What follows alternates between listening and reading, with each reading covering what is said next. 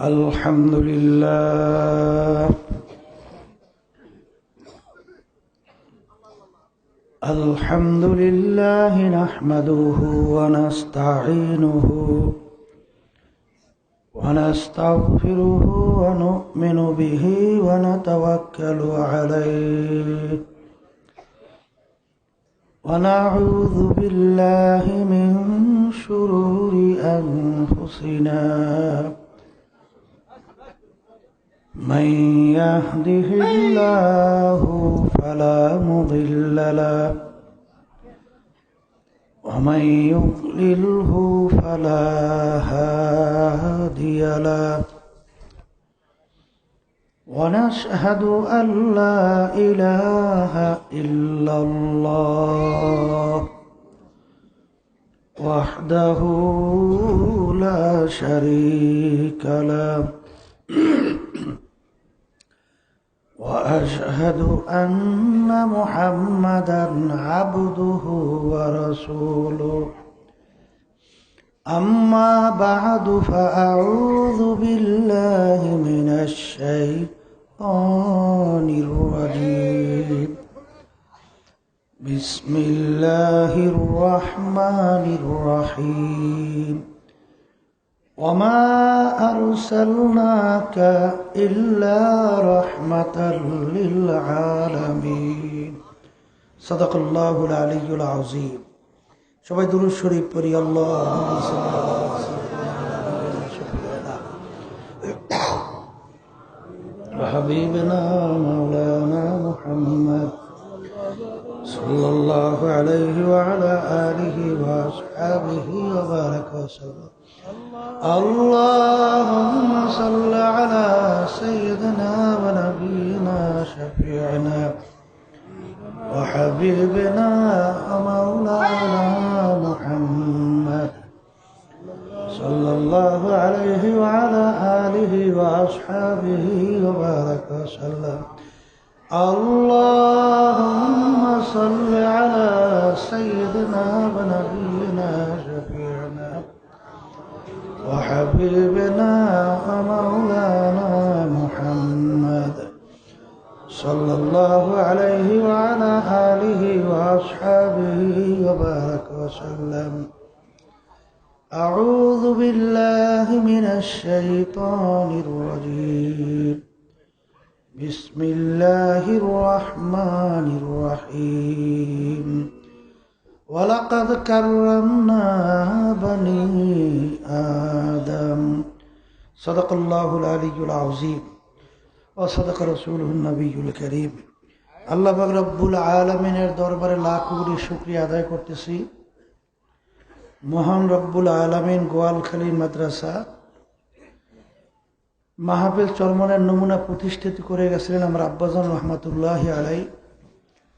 তিনি আজকে আমাদের মাঝে আর নাই, কোনোদিন আসবেও না।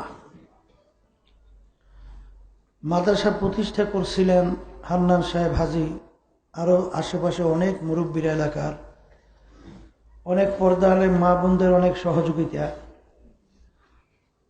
আজকে তারাও আমাদের মাঝের অনেকেই নাই।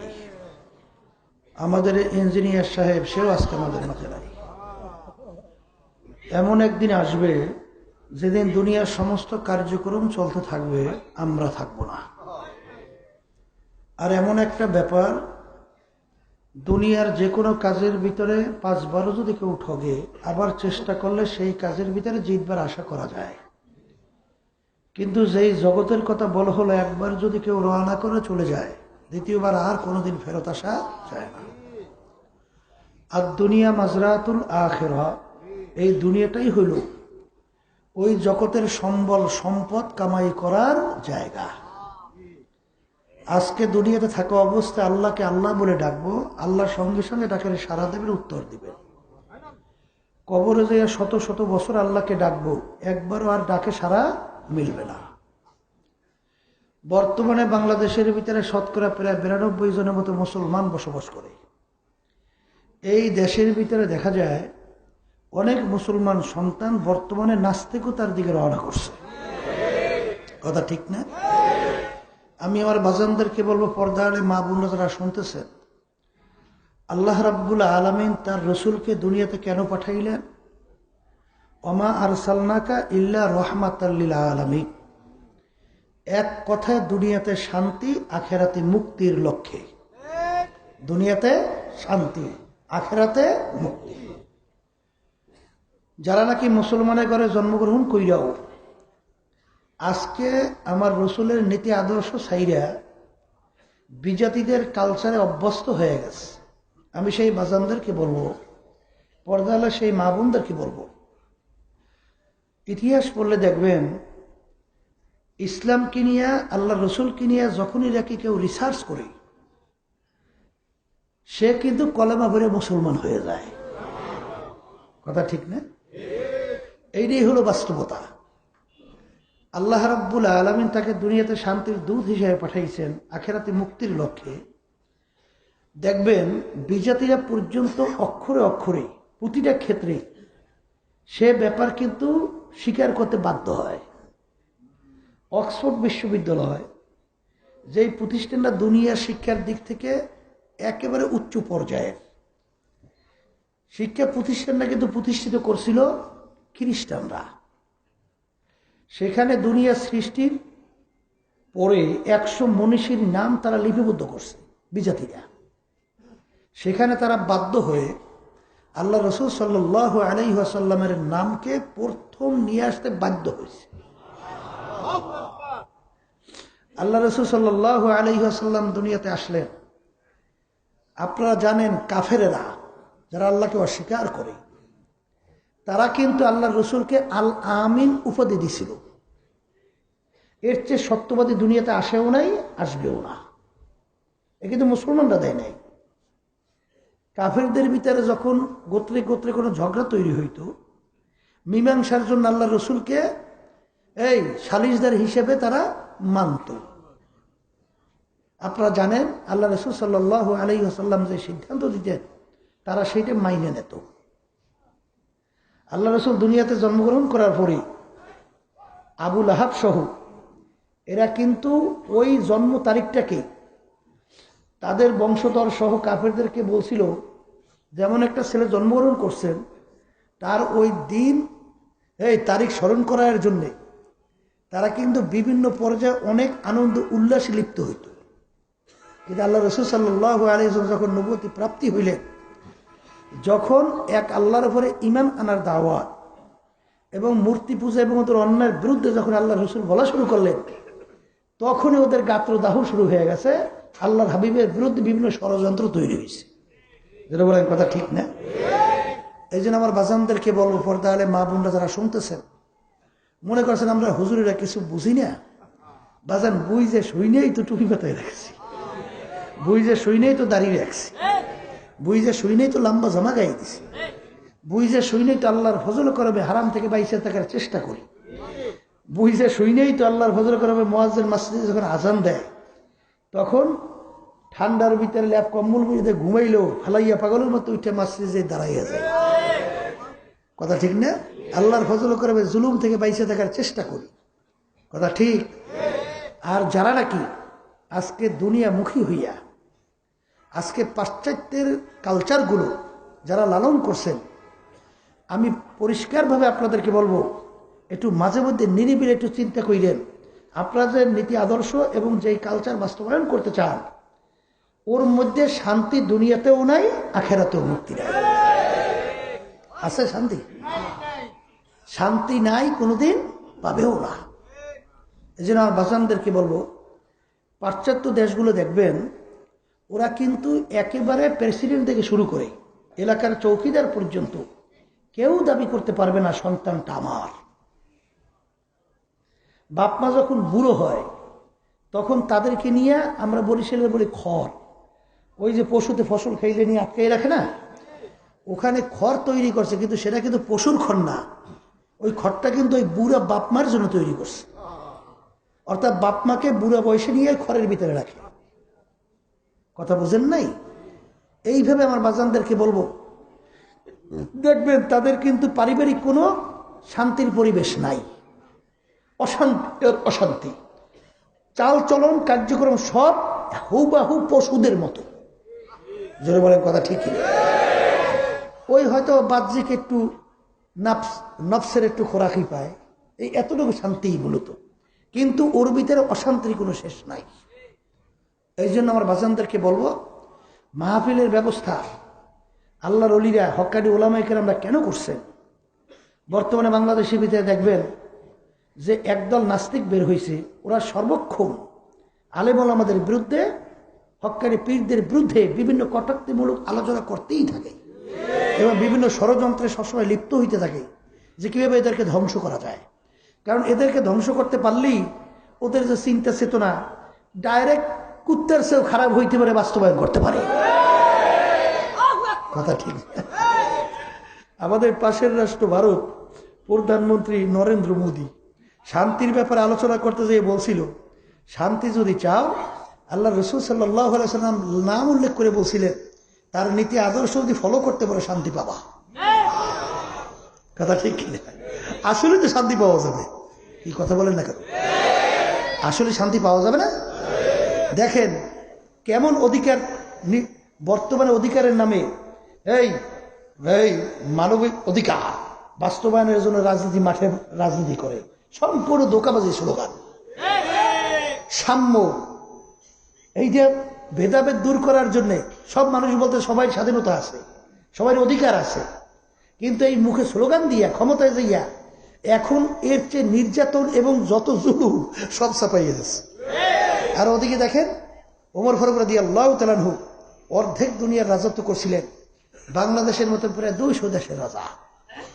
আমির খুতবা দিতেছেন, এমন সময় এক সাধারণ মুরব্বী বুড়ো সে দাঁড়াই বলতেছে, আমির আপনার খুতবা আমরা শুনবো না, প্রশ্নের উত্তর চাই। কি উত্তর? কি প্রশ্ন?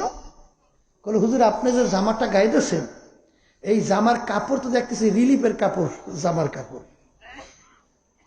তাই রিলিফের কাপড় আমরাও পাইছি, আপনিও পাইছেন, তা আমাদের কাপড় দিয়ে আমাদের জামা হয় নাই, আপনার জামাটা পুরো হইল কিভাবে? কথা কিছু বুঝছে?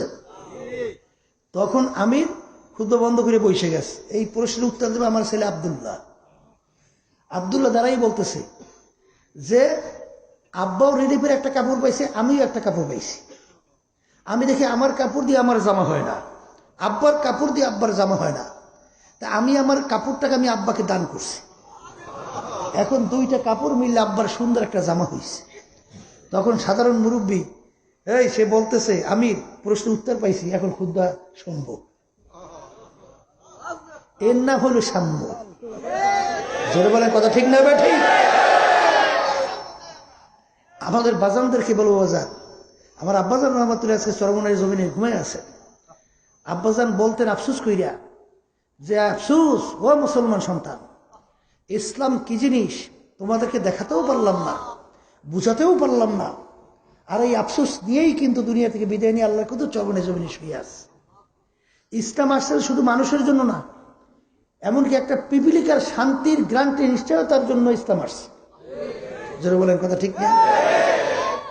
এই জন্য আমার বাজানদেরকে বলবো যে খুব সতর্ক অবস্থা কিন্তু পা বাড়াতে হবে। দিন রাত্রি যত যায় ততই কিন্তু মানুষ এক পর্যায়ে নাস্তিকতার দিকে, ইসলামের বিরুদ্ধচারণের গতি আরো কেমন জানি বেড়ে যায়। আজকে বাংলাদেশের ভিতরে গান বাজনা বেহায়াপনা অশ্লীলতা, আপনারা যেন চিত্ত বিনোদন সহ দিনের দিন কিন্তু বেড়েই চলছে। কিন্তু আজকে ওলামায়ে কেরাম হক্কানি একটু সাধারণ মানুষদেরকে দিনের আলোচনা করবে, তারা একটু দিনদার হবে, চোর তার চুরি ছেড়ে দেবে, এই গাঁজাখোর মদখোর তার গাঁজা মদ ছেড়ে দেবে, জুলুম বাজরা জুলুম ছেড়ে দেবে, সরকারি মাল লুটপাট করা ছেড়ে দেবে, এই মানুষ হওয়ার পথে অগ্রসর হবে। এইটা এখন বাধার কোনো শেষ না। আজকে এখানে মাহফিল হইতেছে, কোনো দাওয়াত দেওয়া যায় নাই। কি দাওয়াত দেওয়া গেছে? দেখেন অবস্থাটা দেখেন, পোস্টার করা যায় নাই। আজকে বাধার কোনো শেষ নাই। আমাদেরকে এক পর্যায়ে সুযোগ পাইলে তো আলোচনা করতেই দেয় না দিনের কোরআন হাদিসে, মসজিদের ভিতরে ঢুকিয়ে দেয়, বাহিরে মাইক দিতে পারবে না। ওদিকে সারা রাত্র বোমা ফুটায়, বাজে ফুটায়, দৌড়বাদ্য ফুটায়, এই ব্যাপারে কোনো বাধা নাই। কথা ঠিক না? এইটা বাস্তবায়নের জন্যই তো কিছুদিন আগে শিক্ষা পাঠ্যের মধ্যে বইয়ের ভিতরে ইসলাম মুসলমান সাহাবায়ে কেরামদের সব ইতিহাস উঠাইয়া সেখানে হিন্দুদের নিয়ম রীতিনীতি এবং ওই লাল গরুটা বিভিন্ন কায়দায় কায়দায় তাদের তারিফ প্রশংসা এইটি ঢুকিয়া মুসলমান সন্তানদের মগজ ধোলাই করার জন্য পরিকল্পনা শুরু করছে। কথা ঠিক না? আল্লাহর রহমত হক্কানি উলামা ইকরাম এবং তলেবে ইলম এবং কলেমা মুসলমানদের প্রতিবাদে আল্লাহর রহমতে পরিবর্তন করতে বাধ্য হয়েছে। তা আমরা ওরা যা করবে আমরা বসে বসে খালি দেখবো আর শুনবো, কিছু বলতে পারবো না। ওরা তো এইটাই চায়। আর মুসলমান যেন কখনো মাথা উঁচা করে দাঁড়ানো হইতে পারে, সবসময় যেন ওরা গোলাম হিসেবেই থাকে, বাদশাহী করবে তারা। এই বলে কথা ঠিক না বা ঠিক? এই জন্য কিছু কিন্তু এই আলেমুল আমাদের মগজের ভিতরে কিন্তু ঢুকেও উঠেছে। বর্তমানে বাংলাদেশের ভিতরে আপনার একটা লঙ্গি পড়তেছি, এই লঙ্গিটাও কিন্তু এই বাংলাদেশ ব্যাংক হইয়া সুদের মধ্যে হয়ে কিন্তু আমাদের কাছে আসছে। কি লঙ্গির ভিতরে সুদ মিশ্রিত হয়েছে না? এখন কি না পাইলে কোনো উপায় আছে? এই কথা কয় না, উপায় নাই, কর্ম কি? এখন বর্তমানে এই নীতি আদর্শটা বাস্তবায়নের জন্য বর্তমানে যে পদ্ধতি তৈরি করছে বোর্ডে, এই পদ্ধতি ছাড়া বিকল্প এই সশস্ত্র জেহাদ করা, সশস্ত্র গুলি কইরা মারামারি করা, এই পরিবেশ কি বাংলাদেশে আছে? হ্যাঁ, একদল মাথার ভিতরে ঢুকাইয়া দিছে যে এই বর্তমানে যে নিয়ম নীতি এটা শরীয়তে জায়েজ নাই, এটা নিয়ে চললে তারা কিন্তু সর্বনাশ হয়ে যাবে। কারণ মুসলমানদের কোনো সময়ই ওই রাষ্ট্রের যে ক্ষমতার ওদিকে না তাকাইতে পারে, গোলামই থাকবে। যারা বলেন কথা ঠিক না বা ঠিক? বুদ্ধিটা বোঝেন তো যে কোন জায়গায় যে দেখাইছে। এবং আলেমুল আমাদের দেখবেন বিভিন্ন ফতুয়া নিয়া, ওই আমিন জোরে বলা আসতে নিয়া, এই হাত উড়াইবে কি উড়াইবে না, বুকে বানবে না নামে নিচে বানবে, এই বিভিন্ন কাজে আলেমদের ভিতরে কিন্তু টোকাটাকে শুরু করাই দিচ্ছে। কথা বোঝেন না? বুঝেন? নবী কি নূরের তৈরি না মাটির তৈরি? দেশে গেলেই বাজাইয়া যেরকম কথা রাখা, তোমরা ওই কায়দায় থাকো, ওদিকে সেই না। যেটা বলে কথা ঠিক কিনা? এই জন্য আর বাজানদেরকে বলবো, আল্লাহর খাস মেহেরবানি, ওরা পরিকল্পনা করবে, বিভিন্ন ধোঁকাবাজি, বিভিন্ন ষড়যন্ত্র করবে, কিন্তু আল্লাহ রাব্বুল আলামিন ঘোষণা করছেন আমাকারু আমাকার আল্লাহ আল্লাহু খায়রুল মাকিরিন। ওরা ষড়যন্ত্র করবে, ওরা বিভিন্ন ইসলাম মুসলমানদের বিরুদ্ধে বিভিন্ন পরিকল্পনা করবে। আল্লাহ রাব্বুল আলামিন ঘোষণা করছেন ওদের চেয়ে বড় পরিকল্পনাকারী হইলাম আমি। যেটা বলেন ওদের সমস্ত পরিকল্পনা মুহূর্তের ভিতরে নস্যাৎ করে ফেলবো। কে বলছে? কিন্তু শর্ত হইল ওয়ালা তাহিনু ওয়ালা তাহজানু ওয়া আনতুমুল আ'লাউনা ইন কুনতুম মুমিনিন। যদি তোমরা মুমিনের চরিত্র অর্জন করতে পারো তোমরা বিজয় হবে, তোমাদেরকে কেউ ঠেকাইয়া রাখতে পারবে না। এই জন্য আল্লাহর কুতুব ফজল করি রহমাতুল্লাহ আলাইহি যে আওয়াজ তৈরি আজকে চরমনার জমিনের ভিতরে ঘুমায় আছেন, বাজান দেখেন আল্লাহর খাস মেহেরবানিতে দিনার দিন মুহূর্তে মুহূর্তে আল্লাহর কুতুবদের ইখলাসের বাদাউলাতে সর্বমহলে আল্লাহর ফজলে একটা সারা জাগাবার একটা পরিবেশ আল্লাহ তৈরি করতেছেন। এই জোরে বলার কথা ঠিক কিনা? কারণ কি, যেই আল্লাহর বান্দা বান্দি আল্লাহর জন্য সমস্ত তার কার্যক্রমগুলো হবে, তার ব্যক্তিগত জীবন, তার পারিবারিক জীবন, তার ব্যবসা, তার রাজনীতি জীবন, তার আন্তর্জাতিক জীবন, তার সুরাত, তার সিরাত, তার পরিবার, যেই আল্লাহর বান্দা বান্দি আল্লাহর জন্য করবে ওই বান্দা বান্দির জন্য আমার মাওলাই যথেষ্ট হইয়া যাবে। ওমাই ইয়াতাওয়াক্কাল আলাল্লাহি ফাহুয়া হাসবুহু। আমার মাওলার উপর তাওয়াক্কুল কইরা যদি চলা যায় আল্লাহ রাব্বুল আলামিন ওই বান্দা বান্দির জন্য যথেষ্ট হইয়া যায়।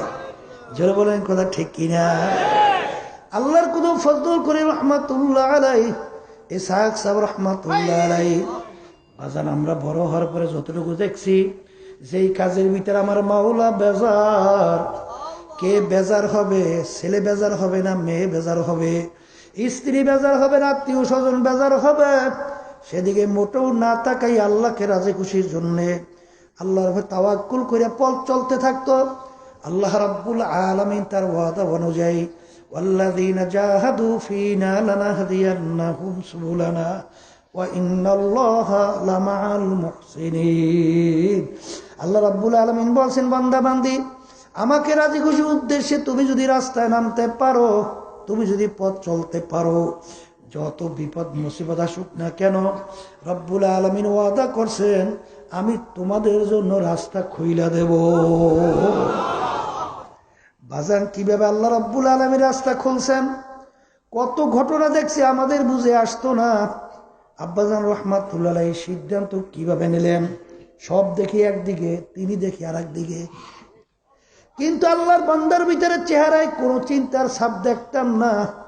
আল্লাহর উপর তাওয়াক্কুল করে সামনে চলতে থাকতো।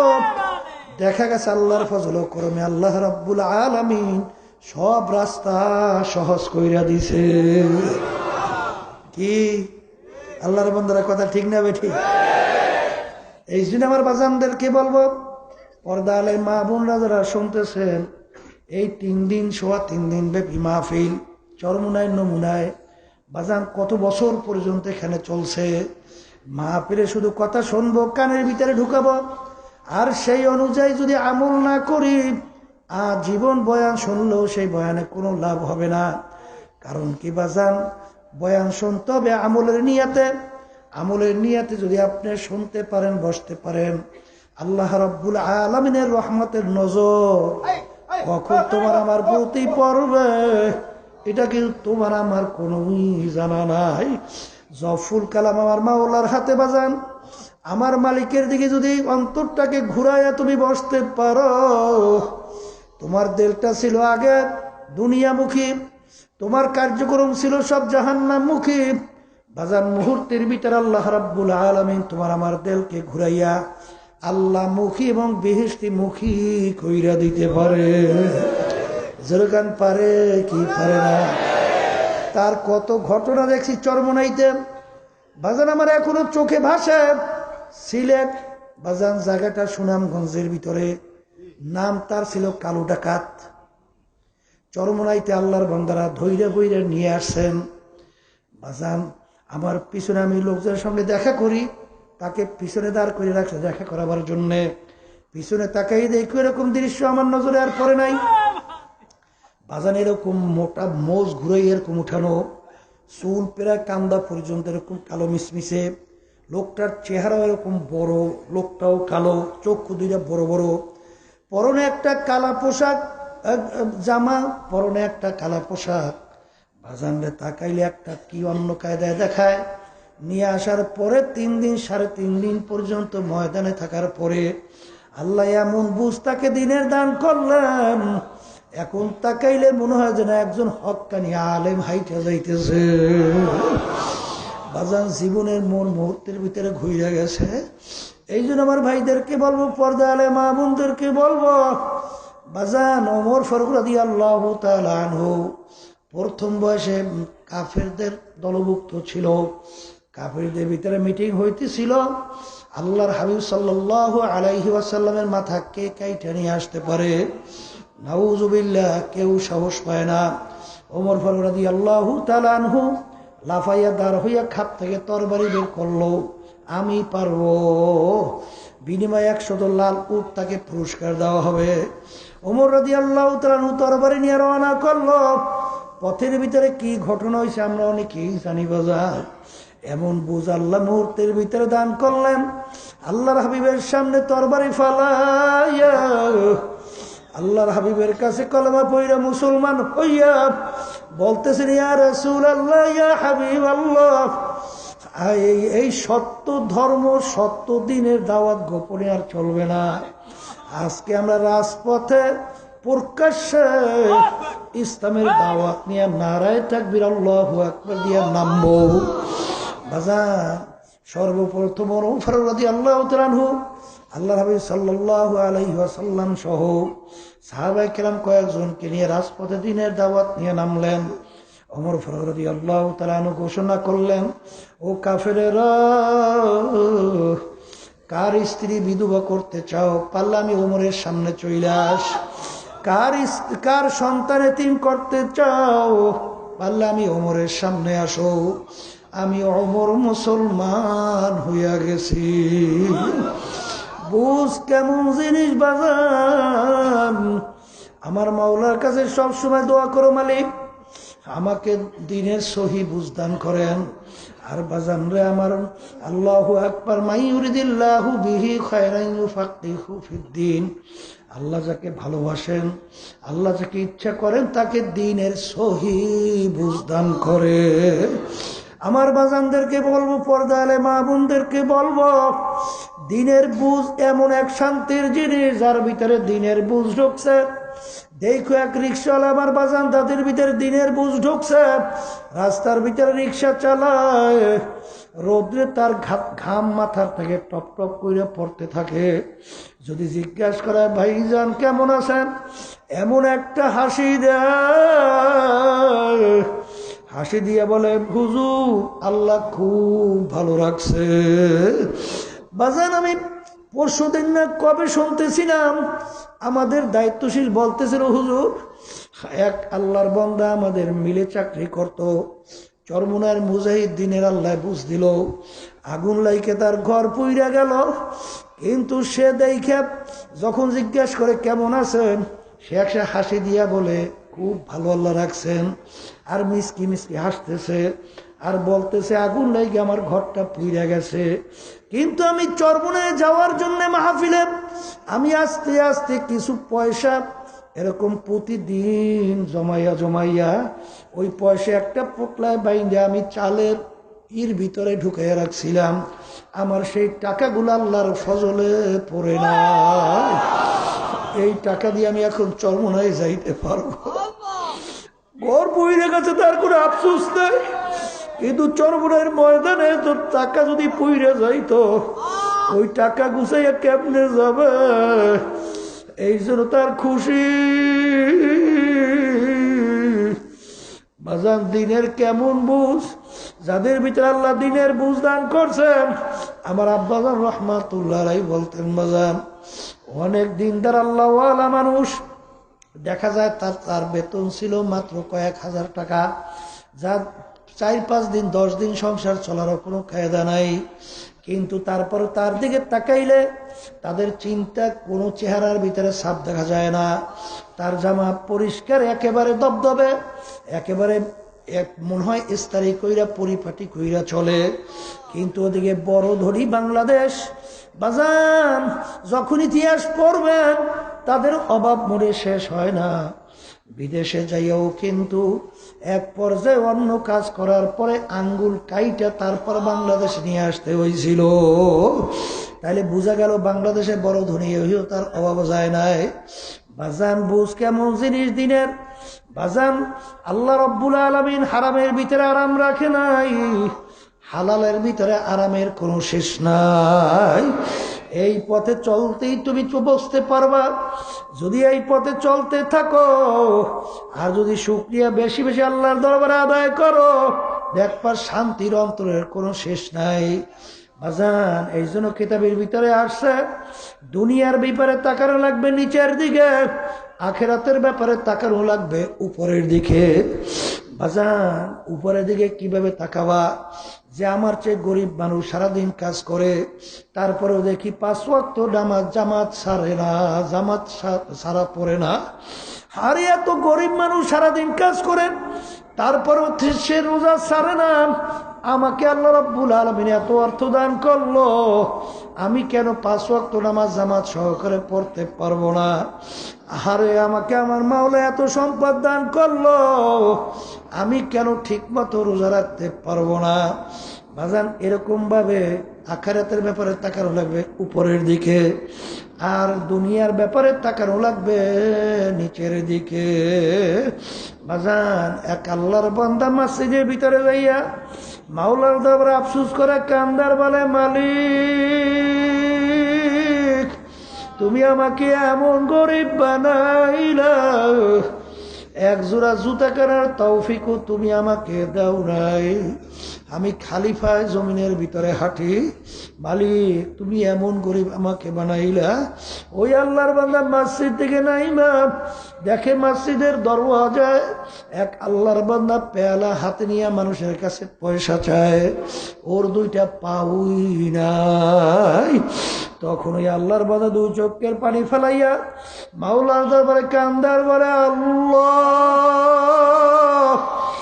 তুমি আমাকে পয়সা দাও না, জুতা কিনতে পারি না। এই আফসোসে আমি তোমার দরবারে কান্দি, কিন্তু তোমার এই বন্দার তো তুমি দুইটা পাউই দাও নাই। আমাকে তো দুইটা নেমাত পাও দান করছো। আমি পা দিয়ে কত সুন্দর জমিনে হাঁটি, মালিক আমার চেনেমো খারাম তো আর দ্বিতীয় দুনিয়া থাকতে পারে না। এই ক্ষেত্রে যে আমার আব্বাজান বলতেন, বাজান আল্লাহ রাব্বুল আলামিন কোরআনুল কারীমের ভিতরে বলছেন, আলহাকুমুত তাকাসুর হাত্তা যুরতুমুল মাকাবির। আরো আরো আরো বাজান, আরো কিন্তু কোনোদিন শেষ নাই রে বাজান। যে কোটিপতি তার চিন্তা করে 1 কোটির মালিক হইলে আমার 5 কোটির মালিক হওয়া লাগবে। বাজান 5টা বিল্ডিং হবে না 10টা বিল্ডিং লাগবে, 5টা গাড়ি হবে না আরো 10টা গাড়ি লাগবে, আরে অমুক টমুক সমুক হবে না আরো আরো আরো অনেক কিছু লাগবে। বাজান এরকম করতে করতে একদিন ঘোষণা হবে, অমুকে আর দুনিয়াতে নাই। কিছুদিন আগে যমুনা গ্রুপের মালিক বাজান মারা গেল। যখন শ্বাস টানতে ছাড়তে পারে না, ডাক্তারকে ডাক দিয়ে বলে, ডাক্তার রে তুমি যদি আমার শ্বাস টানা এবং সারার ব্যবস্থা করতে পারো, কলম কাগজ নিয়ে আসো, আমার সমস্ত সম্পদ তোমাকে লেখা দেব। বাজান কই সম্পদ তো সব তার রয়ে গেল। এই জন্য আমার বাজানদেরকে বলবো, পর্দালে মা বোনদেরকে বলবো, বাজান হালাল কামাইয়ের জন্য চেষ্টা করা ফরজ। তোমার আমার সাধ্য যে হালাল কামাই করার জন্য চেষ্টা করতে থাকবো। কি বরকত মাওলা দান করবেন মাওলাই ভালো জানেন। কিন্তু কেউ যদি হারামকে হারাম না বইলা, ঘুষকে ঘুষ না বইলা, সুদকে সুদ না বইলা, ব্যবসার ভিতরে ধোঁকাবাজি কইরা, সম্পদ বাড়াইতে চিন্তা না কইরা, ক্ষমতা পাইয়া সরকারি দলের সঙ্গে জড়াইয়া টেন্ডারবাজি, চাঁদাবাজি, বিভিন্ন কায়দায় সরকারি মাল লুটপাট কইরা সম্পদ গুছাইয়া, এই সম্পদ কার জন্য রাইখা যাও?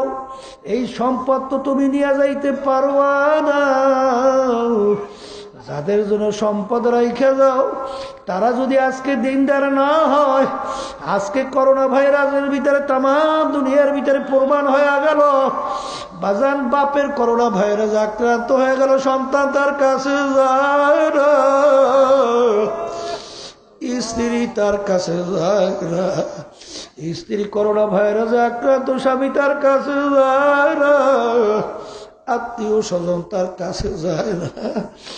আখারের দিনদার আল্লাহওয়ালা মানুষ জানের ঝুঁকি নিয়ে তাদেরকে গোসল করাইয়া, কাপড় পরাইয়া, জানাজা নামাজ পড়াইয়া, কবর খুঁজা কবর ভিতরে রাইখা দোয়া কইরা আসে। বাজার কাদেরকে আপন মনে করলা? বাজার আসলে কেউ কিন্তু দুনিয়াদাররা আপন না। এ দুনিয়াদার পাগল আমার বাবারা, যারা না আজকে দুনিয়ার মুহে পড়ছেন, আখিরাতকে ভুলছেন, আমি সেই বাজানদেরকে বলবো, আমার আব্বাজান রহমাতুল্লাহ আলাইহি বলতেন, বাজান দুনিয়া কিন্তু শান্তির জায়গা না। এখানে যদি কেউ শান্তি চাও কোনোদিন পাবা না। এই ঠান্ডা, এই গরম, এই ছেলে কথা শুনে না, মেয়ে কথা মানে না, স্ত্রী কথা মানে না, স্বামী কথা মানে না, আরে শত্রু মিত্রর কোনো অভাব নাই, রোগ ব্যাধির কোনো শেষ নাই। এরকম করতে করতে একদিন আয়নার দিকে তাকাইয়া দেখো, আরে কাঁচা চুলগুলা পাইকা গেল, আরে কাঁচা দাড়িগুলা পাইকা গেল, আরে মুখের ভিতরে দাঁতগুলা পইরা গেল, আরে শরীরের চামড়া ধোতরা দিয়া গেল, আরে আগে পিছনে নামাজে, আরে সামনের কাতারে দাঁড় হইলে টাইটা নিয়ে পিছনের কাতারে দাঁড় কইরা দিত। এখন পিছনের কাতারে দাঁড় হইলে ডাক দিয়ে বলে, আপনি চাচা যান পিছনে, কেন সামনে আসেন? আপনি মুরব্বী মানুষ কেন পিছনে দাঁড় হয়ে আছে? আরে এখন তাকাইলে পিছনে তাকাইয়া দেখি সব স্বপ্নের মতো। দুনিয়াদার পাগল আমার বাবারা, যারা দুনিয়ার পিছনে পয়রা খেরাতের স্থায়ী জিন্দিগি বলতেছে, আমি সেই বাজানদেরকে বলবো, পর্দা আলে মা বোনদেরকে বলবো, হারামে কিন্তু আরাম নাই। বাজান রে, অন্তরের শান্তি কি জিনিস? আবু বকর সিদ্দিক রাদিয়াল্লাহু তাআলা আনহু বাজান এত বড় ধনী কিসিমের মানুষ ছিল, এত বড় বড় বংশের লোক ছিল, এত বড় শিক্ষিত ছিল, এত বড় নেতা গোছের লোক ছিল। বাজান রে, একদিন আল্লাহর হাবিবের দরবারে বসা, সালার শট গায়ে, সালার শট পরনে, সালার শট সেইরা গেল, জোড়া দেওয়ার মতো সালার শট কেনার মতো পয়সা নাই। রাস্তার ভিতর থেকে বিনামূল্যের চামড়া দিয়ে সালার সর জোড়া দিল। আল্লাহর হাবিবের সামনে দরবারে বসা। আল্লাহ রাব্বুল আলামিনের এই অবস্থাটা বড় পছন্দ হয়ে গেল। আল্লাহ রাব্বুল আলামিন ডাক দিয়া বলে, জিবরাইল যাও যাও, যাই আমার হাবিবকে বল আমি আবু বকরের কাছে সালাম পাঠাইলাম। আর আবু বকরের কাছে জিজ্ঞাসা করতে বলো, আবু বকর এত বড় ধনী মানুষ, এত বড় বংশের লোক, এত বড় নেতা মানুষ, এই অবস্থায় পড়ার পরে আমি আল্লাহর উপরে খুশি না বেজার? আমার মাওলা জানতে চাইছে, এটা আমার হাবিবকে যাইয়া বলো। জিবরাইল সালাতু ওয়াস সালাম আসছে বলেন, ইয়া রাসূলুল্লাহ, ইয়া হাবিব আল্লাহ, আমার মাওলা আবু বকরকে সালাম পাঠাইছে আর জিজ্ঞাসা করতে বলছেন এই অবস্থায় পরে আবু বকর খুশি না বেজার? আবু বকর সিদ্দিক রাদিয়াল্লাহু তাআলা ডাক দিয়া বলে, ভাই আবু বকর, আমার মাওলা তোমার কাছে সালাম পাঠাইছে আর জিজ্ঞাসা করতে বলছে, এই অবস্থায় পড়ার পরে মাওলাকে খুশি না বেজার? তিনি দুই চোখের পানি ছাইরে আর কান্দে আর বলে, ইন্নী লিরাব্বির রাস, আমি আমার মাওলার উপরে খুশি, আমি আমার মাওলার উপরে খুশি।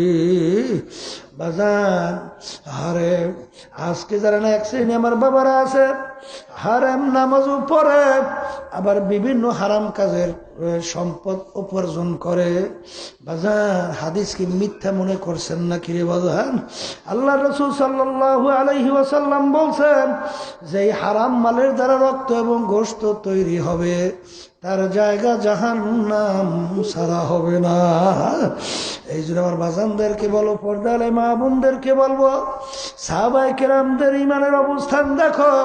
আর আল্লাহ রাব্বুল আলামিন তোমাকে আমাকে নিদর্শন করছেন, হুকুমও দিছেন, আমিনু কামা আমানান নাস, তোমরা ঈমান আনো। কেমন ঈমান আনবা? সাহাবায়ে কেরামরা যেভাবে ঈমান আনছিল, আমাকে বিশ্বাস করো। কেমন বিশ্বাস? সাহাবায়ে কেরামরা যেভাবে বিশ্বাস করছিল। বাজান, আল্লাহর হাবিব হাদিস বয়ান করলেন, আবু বকর সিদ্দিক রাদিয়াল্লাহু তাআলা আনহু বাজান গোলাম ছিল, আজাদ করিয়া দেওয়ার পরে বললেন, যদি কিছু খাদ্য নিয়ে আসতে পারো নিয়ে আইসো। মাঝে মধ্যে খাদ্য নিয়ে আসে, জিজ্ঞাসা করে তুমি কিভাবে কামাই করছো। যখন দেখতেন হালাল তিনি খাইতেন। বাজান, একদিন পেটেও বড় ক্ষুধা। মুসলমান ভালো করিয়া বোঝো, বাজান খাদ্য নিয়ে আসছে, গোলাম না জিজ্ঞাসা করিয়া খাইয়া ফেললো। আরে গোলাম জিজ্ঞাসা করে, হুজুর আপনি তো অন্য সবাই না জিজ্ঞাসা করিয়া খান না, আজকে না জিজ্ঞাসা করিয়া কেন খাইয়া ফেললেন? তখন তিনি বলেন, আমার ঠিকই বলছ, আমি তো অন্য সময় জিজ্ঞাসা করছি, তুমি তো হালাল উপায় উপার্জন করো, মনে করছি হালাল উপায় আনছ, আজকে পেটেও বড় ক্ষুধা, খাইয়া ফেলছি, বলো কিভাবে কামাই করছো। তখন গোলাম বলে, হুজুর আমি যখন কাফের ছিলাম, জাদুবিদ্যার মাধ্যমে একটা লোককে তদবির করছিলাম, ওই লোকটা ভালো হয়ে গেছে, এখন তার সঙ্গে দেখা, ওই ভালো হওয়ার বিনিময়ে আমাকে এই খাদ্য দিছে। তখন আবু বকর সিদ্দিক রাদিয়াল্লাহু তাআলা আনহু বলেন, ইন্না লিল্লাহ, বাজান জাদুবিদ্যার মাধ্যমে তদবির করা কামাই সম্পূর্ণ হারাম, তুমি তো আমাকে হারাম খাওয়াইছো। এই কথা বলে গলায় আঙ্গুল দেওয়া শুরু করলো। বাজান, তারা আখিরাতকে কিভাবে বিশ্বাস করছে, তারা আমার মাওলার আযাব গজবকে কিভাবে বিশ্বাস করছে, তারা আল্লাহর হাবিবের কথা কিভাবে বিশ্বাস করছে? আমিনু কামা আমানান নাস, তোমরা ঈমান আনো সাহাবায়ে কেরাম যেভাবে ঈমান আনছিল। আবু বকর সিদ্দিক রাদিয়াল্লাহু তাআলা আনহু বলে, হুজুর আপনি তো না যাই না খাইছেন, আল্লাহ মাফ করবেন। তখন আবু বকর সিদ্দিক রাদিয়াল্লাহু তাআলা আনহু বলেন, ও আমার সাথীরা, আল্লাহ রাসূল সাল্লাল্লাহু আলাইহি ওয়াসাল্লাম বলছেন, যেই হারাম মালের দ্বারা রক্ত এবং গোশত তৈরি হবে তার জায়গা জাহান্নাম ছাড়া হবে না। আমি আবু বকর যদি মারাও যাই, ওই খাদ্য আমি পেট থেকে হজম হওয়ার আগে বের করব। এর আগে যদি দুনিয়া থেকে বিদায় হই, এই খাদ্য হজম হইতে আমি পেটে দেব না। তখন লোকেরা বলে, হুজুর আপনি পেট বইরা পানি খান, গলায় আঙ্গুল দিলে বমি হবে, খাদ্য বের হয়ে আসবে। যখন তিনি পেট বইরা পানি খাইলেন, গলায় আঙ্গুল দেওয়ার পরে বমি হয়ে গেল, খাদ্য বের হয়ে আসলো। তিনি বলেন, আলহামদুলিল্লাহ। এ আল্লাহর বান্দারা, পর্দারে মা বোনেরা, যেই মাওলার ভয়, যেই মাওলার জাহান্নামের ভয়, যেই মাওলার আযাব ও গজবের ভয়, তারা এইভাবে সতর্ক অবস্থায় চলছে। আর সেই মাওলা তো তোমারও, সেই আযাব গজব তো তোমার আমার জন্য। কিন্তু কই গুনার পর গুনাহ কইরা যাইতেছি। বই অনেক সময় তো একটু ভোরাও বেকা হয় না, চিন্তাও হয় না। আমার বাজানদেরকে বলো, পর্দা আলে মা বোনদেরকে বলবো, মুমিনের চরিত্রের ব্যাপারে আল্লাহ রাব্বুল আলামিন ঘোষণা করছেন, তাকশাইরু মিনহু জুলুদুল্লাযীনা ইয়াখশাউনা রাব্বাহুম সুম্মা তালিনু জুলুদুহুম ওয়া কুলুবুহুম ইলা যিকরিল্লাহ। আল্লাহ রাব্বুল আলামিন বলে, এমন কিছু আমার বান্দা বান্দীরা দুনিয়ার মধ্যে আছে, যখন তাদের সামনে আমার আযাব ও গজব জাহান্নামের আলোচনা করা হয়, গুনার কথা মনে করে তাদের শরীরের চামড়াটা থর থর করে কাঁপা ওঠে, তাদের কলবটা থর থর করে কাঁপা ওঠে। কিন্তু বাজার গুনার পর গুনাহ করতেছে, কই আমার মাওলার ভয়, আমার মাওলার জাহান্নামের ভয়। তোমার আমার তো একদিন একটু পশমও লড়লো না, তোমার আমার তো একটু চামড়াও কাইপা উঠলো না রে বাজান। আরে এখন পর্যন্ত কামেল মোমেন হইতে পারো নাই। এই যে আমার বাজানদেরকে বলবো, পর্দা আলে মা বোনদেরকে বলবো, বাজান আল্লাহর ওলি ইতিহাস পড়েন, আরে ইমামদের ইতিহাস পড়েন। বাজান ওই ইমাম তিরমিজি রহমাতুল্লাহ ইতিহাস পড়েন, শাফি রহমাতুল্লাহ ইতিহাস পড়েন, বুখারী রহমাতুল্লাহ ইতিহাস পড়েন। তাদের ভিতরে আমার মাওলার ভয় কিভাবে জমছিল। বাজান তিরমিজি রহমাতুল্লাহ আলাইহি মাওলার ভয়, জাহান্নামের ভয়, কানতে কানতে শেষ বয়সে অন্ধ হয়ে গেছিল। কিন্তু বাজান রে, আমাদের এই তরিকার মুরব্বী রশিদ আহমদ গাঙ্গুহি রহমাতুল্লাহ আলাইহি মাওলার ভয়, জাহান্নামের ভয়, কানতে কানতে অন্ধ হয়ে গেছিলেন শেষ বয়সে। বাজান তিনি দেওবন্দ মাদ্রাসার বড় মুহাদ্দিস ছিলেন। আল্লাহু আকবার। বাণীর ভিতরে একজন ছিলেন রশিদ আহমদ গাঙ্গুহি রহমাতুল্লাহ আলাইহি। 1 লক্ষর মতো হাদিস তার শুধু মুখস্থই ছিল বাজান। এত বড় জবরদস্ত আলেম, ওদিকে কানতে কানতে বুড়া বয়সে অন্ধ হয়ে গেছিল। লোকেরা বলে, হুজুর যদি চিকিৎসা করেন আপনার চক্ষু ভালো হয়ে যাবে। তিনি বলে, ও আমার সাথীরা, আমার চক্ষু অপারেশন করলে আমার নামাজ কাজা হইয়া যাবে, নামাজ কাজা কইরে ওই চক্ষু আমার লাগবে না। তখন লোকেরা এসে বলে, হুজুর এমন এক ডাক্তার পাওয়া গেছে, যদি এশার নামাজ আদায় করার পরে চক্ষু অপারেশন করেন ফজরের নামাজ জামাতে পড়তে পারবেন। তখন তিনি কান্দে আর বলে, আমার সাথীরা, হাদিসের ভিতরে আসছে কিয়ামতের ময়দানে আমার মাওলা অন্ধের কাছে কোনো প্রশ্ন করবে না। কিয়ামতের ময়দানে আমি অন্ধ অবস্থায় উঠতে চাই, আমার মাওলা যেন আমাকে কোনো প্রশ্ন না করে। আরে ওয়ানাহান নাফসা আনিল হাওয়া ফাইনাল জান্নাতা হিয়াল মাওয়া। বাজার যেই আল্লাহর বান্দা বান্দি আমার মাওলার ভয়, আমার মাওলার জাহান্নামের ভয়, গুনার থেকে নিজের নফসে নিজেকে ফিরে রাখবে, আল্লাহ রব্বুল আলামিন তার ব্যাপারে ঘোষণা করছেন বেহেশত। বাজার দুনিয়ার যে কোনো কাজে শ্রম না দিলে সেই কাজের ফলাফল ভালো হয় না। ছাত্রছাত্রী বেশি বেশি পড়াশোনা না করলে পরীক্ষার ফল ভালো হয় না। ব্যবসায়ীরা ব্যবসায় শ্রম না দিলে ব্যবসায় ভালো ভালো লাভবানের আশা করা যায় না। ঠিক বাজান রে, আখেরাতের ব্যাপারে যদি দুনিয়া থাকা অবস্থায় শ্রম না দাও, ওই আখেরাতের ব্যাপারেও ভালো ফলাফলের আশা করা যায় না।